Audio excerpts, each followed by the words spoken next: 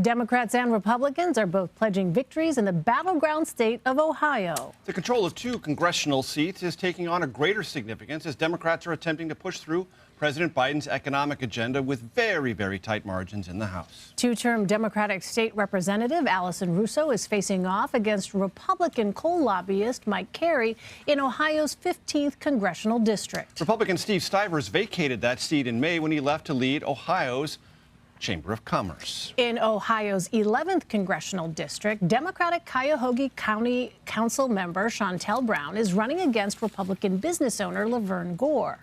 Democrat Marcia Fudge stepped down from her seat after serving nearly 13 years in the House to become President Biden's housing secretary. For more on this, we want to bring in Karen Kasler. Karen is the Ohio Statehouse bureau chief.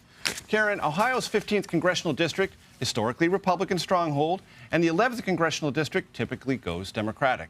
Some heavy hitters have weighed in on the 15th race relatively late in the game. What are the issues that you've detected driving folks to the polls? Well, I think the issues are pretty similar to the ones that we saw at the end of 2020. I mean, you've got a lot of discussion here in Ohio over COVID vaccines and any sort of mandates. Obviously, the economy is a big deal. In that particular race, you've got Mike Carey, who's a coal lobbyist, running against, again, state lawmaker Allison Russo. Russo's been making a lot of that by putting up signs saying that, pointing out that Carey is a coal lobbyist. But there's a lot of money in this race. Former President Trump has endorsed Mike Carey. He even sent out these flyers here that indicate that he is the endorsed candidate. Mike Carey won the opportunity to go on and be this endorsed candidate by former President Trump by beating 10 other candidates in the August primary. When you look at the overall district, though, Steve Stivers, the former representative, he won by almost a 2-to-1 margin. So this is a very Republican district in central Ohio. Moving up to the Cleveland district, that's a very Democratic district. Marcia Fudge won with more than 80% of the vote the last 2 election cycles. So it's almost certainly going to be Shontel Brown's race to win there. And in fact, Marcia Fudge's last opponent was indeed Laverne Gore, who is running this time as well. Yeah, let's talk a bit more about that in the 11th district. How have we seen what's happening with the Democratic Party nationally play out on a very local level? Well, that was an interesting contest just to get to this primary, because obviously being such a Democratic stronghold, there were a lot of Democrats who were interested. And it became this sort of battle between Shontel Brown, who was the moderate endorsed candidate by people like Hillary Clinton, the establishment endorsed candidate, versus Nina Turner, former state senator and also a spokesperson for Bernie Sanders. So it really became a progressive versus moderate debate there. And then Shontel Brown ended up winning. She is the Cuyahoga County Democratic Party chair.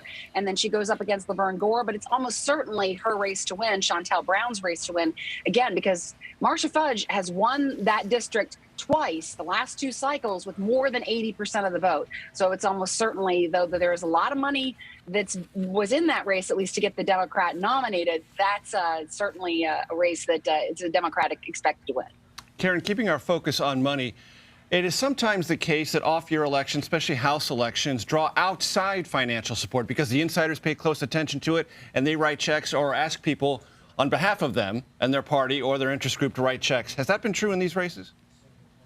Oh, I think it's absolutely true, especially in the 15th congressional district, the central Ohio race with Mike Carey and Allison Russo. There's been money that's come into that race because, of course, the hope was for Democrats to flip that seat, though it was drawn to be a Republican seat, and it's been a Republican seat over the last decade. And so it's still expected to go to the Republicans, but it might be a little bit closer than it has been in recent cycles. One thing that's interesting when you start talking about outside money and dark money in Ohio has been school board races. There has been a lot of dark money and money that's hard to trace in those school board races. We've got 50% more candidates running for school board in this odd year election than we had just 4 years ago when school board members were last up for election. And that really indicates that one of these issues that's come across in Ohio, as well as in other states, is the whole idea of racism in public policy and what kids are learning in school. Some people have referred to it as critical race theory, though critical race theory is not taught in K-12 schools in Ohio. Yeah, can you talk a bit about that a little bit more, Karen? Just because, you know, we've heard a lot about Loudoun County, Virginia, Fairfax County, Virginia, and we've seen some of the viral videos there, but give us a sense of the landscape there? I mean, when we talk about these issues in Virginia, are those the same kinds of topics that you've been hearing seem to be resonating with at least some voters, and it looks like some potential school board candidates here? Absolutely. And I think the school board candidates have become a really big issue because we have a U.S. Senate race next year with Republican Senator Rob Portman leaving. That opens up a Senate seat, which is a really rare opportunity. And now we have several candidates, 6 leading candidates, really, who are vying for that Republican nomination.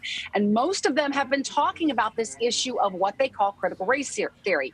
Again, not taught in K through 12 schools, but certainly a Republican talking point. There are 2 bills in the state legislature, which is dominated by Republicans, that would seek to ban the teaching of critical race theory, not taught in schools, in Ohio. And so this has become a huge issue. 2 of those Senate candidates I just mentioned, Mike Gibbons, who's a Cleveland businessman, and Jane Timken, the former Ohio Republican Party chair, have actually donated to school board candidates in this cycle because this is such a big issue for them. Really fascinating to hear about those developments. Ohio Statehouse Bureau Chief Karen Kasler. Karen, thanks so much for sharing your insight with us. We really appreciate it. Great to talk to you.